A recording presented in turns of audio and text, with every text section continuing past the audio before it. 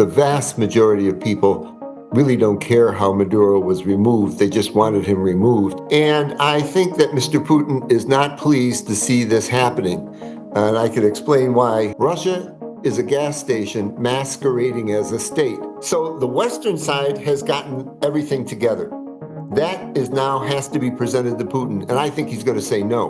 Russia is entering 2026 with a weaker oil sector in recent years and fewer resources to fund its war against Ukraine, Bloomberg reports. At the same time, the US is moving closer to imposing crippling sanctions on the Kremlin's shadow fleet, while developments around Venezuela could further undermine Moscow's energy position. Joining me now is Dr. Thomas O'Donnell, an American energy and geopolitics strategist. Dr. O'Donnell, thank you for joining us. Welcome. Thank you for having me again. So many journalists at the Financial Times, for instance, argue that the world may come to regret the recklessness of Trump's actions in Venezuela. Do you share that concern, and how could this affect Russia and China strategically? Well, that's a good question. It depends on your perspective. Yes, I mean, if we look at the legality of it, of course, it's hard to defend it as being legal in international law. On the other hand, I think this had very little to do with drugs also. This was a dictatorship. And in Venezuela, it seems like the vast majority of people really don't care how Maduro was removed. They just wanted him removed because they had such terrible conditions of hunger. 8 million people left their country under Maduro, even after Chavez, 8 million people. And it was actually more than Ukraine without a war. So this was a humanitarian issue, and they're very happy for that. Now, Trump has other reasons, obviously. His reasons include something to do with oil, as he's making very, very clear. And that's something maybe we could talk about, I suppose. Right. But does the U.S. intervention in Venezuela send, a broader signal about how power now operates in the international system, particularly to, such countries like Russia and China? Well, yes, I think that's Trump's intention. He made it very clear, his national security strategy, his corollary to the Monroe Doctrine, and when he had his press conference after Maduro was removed. He, it's been 4 presidents in a row who said that the United States has to focus more on great power competition, has to learn how to deal with Russia and China. Obviously, Ukraine understands this. And what Trump said is, we have to get our own neighborhood in order. So from his point of view, the problem with Cuba, and the problem with Nicaragua, but especially this problem with Venezuela, these are things, and he also has a problem with Greenland. These are things he resolves, he wants to take care of. And much of what he's worried about here is what other presidents have worried about and would use different methods. China has deep influence in Latin America. China has, Venezuela owes China perhaps $100 billion, and that has to be repaid back in oil. So China is very deeply involved in minerals and oil in Latin America, and this is a problem for the United States, given what the world situation is. And of course, Russia also was an ally of Venezuela and an ally of Cuba, although they weren't able to do as much there as the Chinese have done lately. But I think this is also a blow in a certain way to Russia. So Russia's dependence on Venezuela not that significant? Well, it's not that Russia was dependent on Venezuela. Venezuela, in many ways, was dependent on other countries to get weapons and so forth. Mm-hmm. But the Chavistas were very, very difficult to work with. Igor Sechin, the head of Rosneft, really tried to do business in Venezuela. He had some old fields that he essentially stole from British Petroleum and was making some money, and he used that money to cause mischief in the country and also to try and develop more oil resources. But, people stole oil from the Russians, and they had to send the Russian Secret Service to try and figure out the FSB to try and figure out what's going on. They had a very difficult time. And when I think it was President Obama put sanctions, they gave up and they sold their holdings and they left. So they have an alliance, but they're not really involved in the oil sector anymore there in Venezuela. And the Chinese also had great difficulty actually producing oil. And that's why at a certain point, 20 years ago or so, maybe more like 15 years ago, instead of trying to buy more oil fields, they gave up and they started loaning Venezuela money that they said would be paid back in oil. So they get a stream of oil as payback for that almost $100 billion. Now all that's in jeopardy because Trump has put the United States between Venezuela and China and any other country that had interest there. The oil sector is going to be run by the United States. The profits will go into an account in the United States, and they will decide how it's paid. If China acts in a way that is okay for Trump, probably China will get some oil and start to get paid back. But in the meantime, Energy Secretary Chris Wright has said the other day, he was on television, and he said in the beginning, none of the oil companies are going to get paid back for all the money Venezuela owes them. First, we're going to put this money in the bank and use it for the Venezuelans, for the country, because it's such a humanitarian disaster.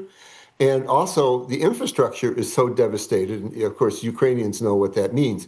But in Venezuela, the electricity system is completely broken. So these things have to be fixed, even to develop the oil in the future. And at first, that's what the oil will go for. The oil money will go to. Okay. Dr. O'Donnell, let's unpack this oil sector in Venezuela a little bit. So Venezuela has the world's largest oil reserves, and yet production collapsed from over 3 million barrels a day to 400,000. What are the realistic options for restoring production, basically, and selling this oil, given that much of it, it's, as you said, it's extra heavy and requires processing? Yes. Well, just to be clear, I won't get into too much technical detail, but there's really three main oil producing regions. There's the older oil producing regions, not the extra heavy oil, around Lago de Maracaibo, the Lake of Maracaibo, one of the oldest in the world.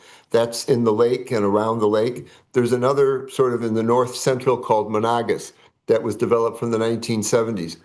Both these are they're conventional oil. And a lot of those oil fields have been shut off.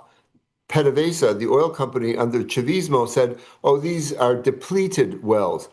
But many of them are not really depleted. It's just that they didn't have the know-how and the technology to develop them.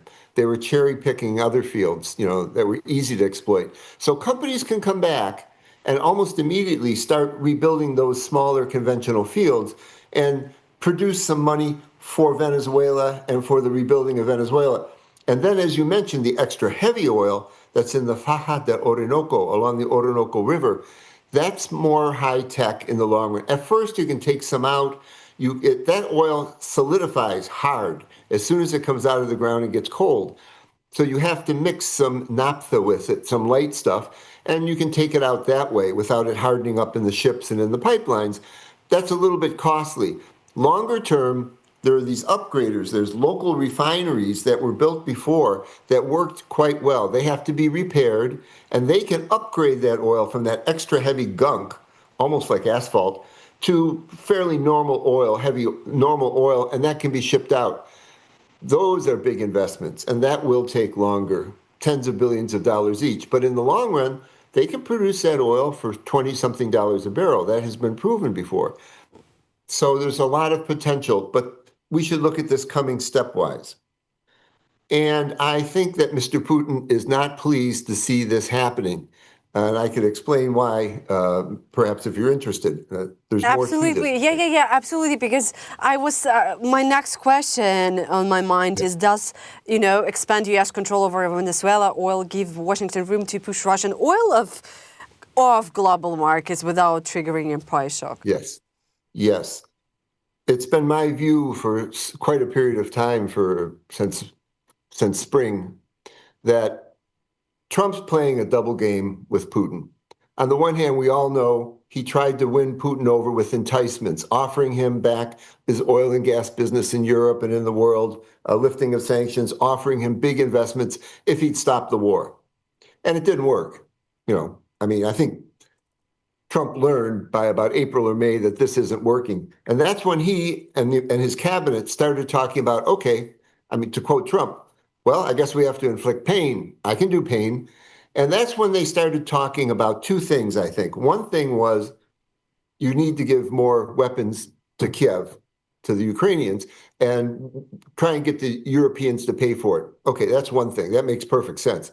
The other thing was there's a very deep feeling in Washington, in the Senate, in the Congress, in the cabinet. Russia is, as Senator McCain said before he died famously years ago, Russia is a gas station masquerading as a state. In other words, if you cut off their oil profits, their oil rents, what they get from exporting oil, they can't cause all this trouble like they're causing in your country, in Ukraine, or in Africa, the Middle East, and other places. So this is a very deeply held idea in Washington. And I think what they decided to do is step by step start sanctioning Russian oil. The oil price cap is gone. That era is over with. That did not work. Now they're actually stopping Russia from exporting barrels. And at the same time, we know now that around in the midsummer or even earlier, the US CIA and US military people who are in with the Ukrainians proposed this campaign to work with Ukrainians on the drone campaign, and that this has been done in coordination with American intelligence. So while the Americans are putting more sanctions, the Ukrainians are actually hitting the ports, hitting the refineries, hitting the ships at sea. And now Trump has started to actually seized a Russian shadow fleet tanker in the North Atlantic. Even though there was a Russian submarine there, they seized it anyway. So I think that when this round of negotiations is turned down by Putin, which I think he certainly will, Lindsey Graham, who was working with the Democratic senator, he's Republican, working with the Democratic Senator Richard Blumenthal, they have this bill that you probably heard about in the Senate since June. They call it bone-crushing sanctions on Russian energy. They call it a draconian bill. 93 of 100 senators support it. Lindsey Graham said this week, Trump told him, okay, go ahead and pass that bill. I will sign it. So this would be really intense secondary sanctions on India, on China, and anybody who's buying Russian oil. That, together with the Ukrainians' air campaign against them, could really shut off Russian oil. And if it's shut off in the winter like this, they have no place to put it. This would be a disaster for their fields that are in the very cold tundra in West Siberia. They could all be quite damaged. So I think the Americans have many reasons why they wanted to straighten out things in Venezuela. But right now, you can take Russian oil offline because there's so much extra oil in the world market. It's a very good situation. There's plenty of extra oil. But in a few years, there won't be. So now they're getting Venezuela back online, biggest reserves in the world. And a few years from now, that oil will be needed if Russia has been permanently or semi-permanently removed from the oil system. And I believe this is one thing, from my understanding, this is one thing they have in mind by doing this in Venezuela. Yes, absolutely. But if Venezuelan oil can help stabilize markets in the future, what reason would remain not to support the U.S. in as tough as sanctions on Russian oil exports? Because there is none. And just recently, Trump said, I wouldn't mind to support the sanction bill, but he hopes it will not come to that. And, it just, nothing. Okay. Mm-hmm. We have to understand how he has a particular personality. Yeah.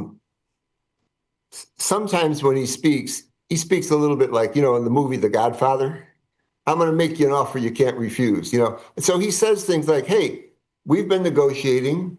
The European Union, the G7, I'm sorry, I should say the European Union, basically, and Britain and the United States have made deals for security guarantees for Ukraine. That's being sorted out, and that's going to be ratified.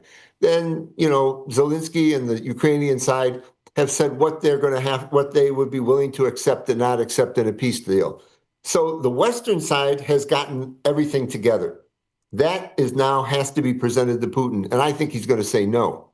So Trump will say, oftentimes, I think Putin might be interested in this and so forth. But I'll give you an example.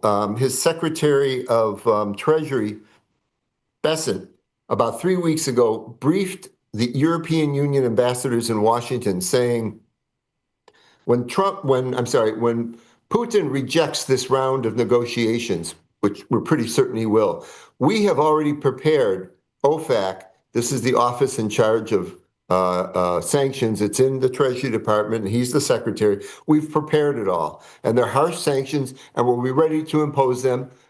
All we need is the word from Trump that he says, okay, I'm not satisfied with Putin, I'm going to put these. But at the same time, the senators are saying in the US Senate, no, we got really draconian sanctions. We want you to use these. And now Trump has said, okay, go ahead and pass it, I'll sign it. So, maybe something else will happen. But it looks like everything has been set up. The United States has gotten ready. Putin has not given in at all. He's been warned repeatedly, and that's part of this. Warn him repeatedly, look, this is what I'm going to do to you. This is what Trump did before he put the very high tariffs on India. He said, I'm going to do it if you don't stop. You don't stop? Everyone said he won't do it. He did it. That was very dramatic. He told the Europeans, you put sanctions on Russia or I won't do it. Well, they did the best they could, and then he put sanctions on Rosneft and Lukoil. And this is the next step. This is the next big step. I think if they go through with this next step, and I think they will because Putin's not giving in, this would be devastating for the oil system of Russia. And it's good to have Venezuela coming online. The oil will be needed down the road. And I think the Saudis, the UAE, the Gulf states, they understand. They've been putting a lot of oil on the market. So there is plenty of oil. So Trump has this leeway to keep the price low when these things are done. So I think that's what's actually going on. And I hope Trump follows through. Yeah, I think he will. I think he will. Yeah, I hope for that. Definitely, the situation in Moscow is becoming quite hysterical because they are losing their influence. First Syria, then Venezuela, and probably soon it's going to be Iran. And and they are just recently sent Oreshnik missile for the second time now to the western Ukraine. So I think they're just showing they're in desperate. Let's put it that way. So just, Dr. O'Donnell, just to clarify, is Venezuelan oil is the missing piece that makes crushing Russian oil exports politically possible? It's not needed in the short run. He could do this to Russia now without a big crisis because OPEC countries, OPEC Plus, they say they have 6 million extra barrels that they're not putting online. So, okay, that's on paper. Maybe they really have 4 or 5 million barrels. Russia is really only exporting 3.4 million barrels via its ports. That's what would be stopped, the ports, not the pipeline to China. You can't do anything about that.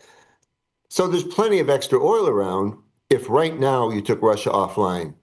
The concern is, right now, the economic activity in China and Europe is relatively mild. There's economic, difficulties, but longer term economics will pick up and there'll be demand for more oil in a couple of years, a few years. And that's about how long it'll take to get Venezuela online. And Venezuelan oil will be needed then if Russia isn't allowed to return to the market. So it's a missing piece, but it's not immediate. It's thinking farther down the line. It's a long run. There's another aspect, of course, of asserting some pressure on the Chinese, making it difficult for them to continue their activity in Venezuela and Latin America. The U.S. now will be an arbiter of them, whether they get their money back or not, that they've loaned to Venezuela. There's also that. But much of it is about, I think, Russia. Right. So will Russia fall to meet even its OPEC Plus production quotas? Well, Russia has a problem. Well, the problem in their oil sector is this. When the Ukrainians continually hit the refineries, that can cause trouble inside the country, but that means they can't refine as much oil.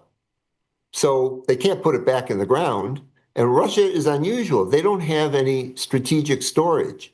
They can't store oil so the oil that they can't refine, every time Ukraine hits refineries, they have to export more oil. all this oil, at least all the oil that goes to the westward-facing ports in the Black Sea, in the Baltic, and one in the Arctic, all that oil that goes out goes through the Druzhba pipe system. So right now, those ports have been running at 100%. They can't export more oil. And that's been for 2, maybe 3 months now. When the sanctions were put on Russia, and it was harder for them to export the oil now to India or China, they had to do something with the oil. So they started loading it on ships, and actually a lot of the ships have nowhere to go.